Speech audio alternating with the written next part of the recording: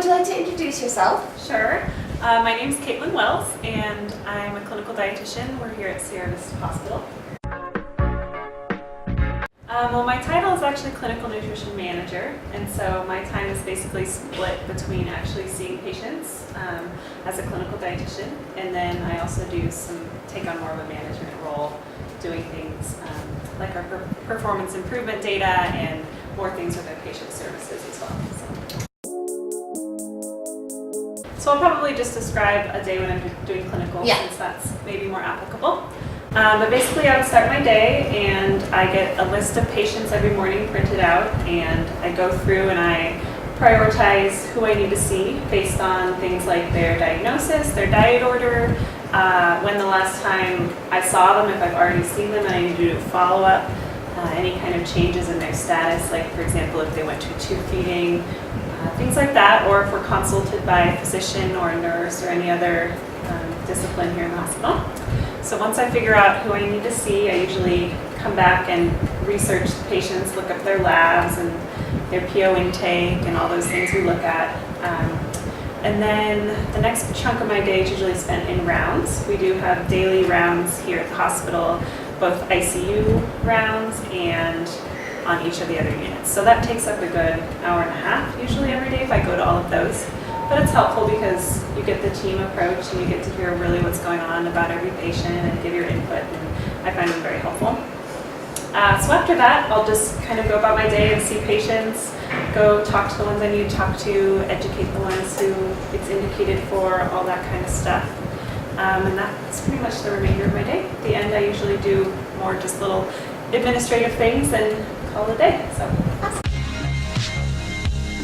that definitely varies. I'd say average total patients that I contact, whether it's education, follow-ups, initial assessments, all that, probably 8 to 12 on average, something like that. Awesome. I'd say the best thing I think is just the variety. Even day to day there's a lot of variety, and then as a career as a whole I think there's a lot of opportunities in different areas so that you can bounce around. If you feel like you have had enough of one thing, you can always go do something else, and I think that that's probably the number one thing. I would say in my job right now as a clinical dietitian, I think that the world for clinical RDs is sort of evolving a little bit due to a number of things. Electronic charting I feel like has changed things quite a bit. It removes you a lot more, I feel like, from patient care, and so I think that I have to consciously make more of an effort on a day-to-day basis to actually go see my patients and talk to the team, and it's easier to be isolated, and I think that goes for all members of the interdisciplinary team, not just RDs. So I think that that's a little bit challenging, just kind of learning how to balance that with actually seeing your patients. And then also just, there's so many regulations now, from state regulations and federal regulations, Joint Commission, CMS, and it's sometimes challenging to not get bogged down in those regulations and really find a balance between providing the best patient care that you can while also abiding by all those rules and laws. So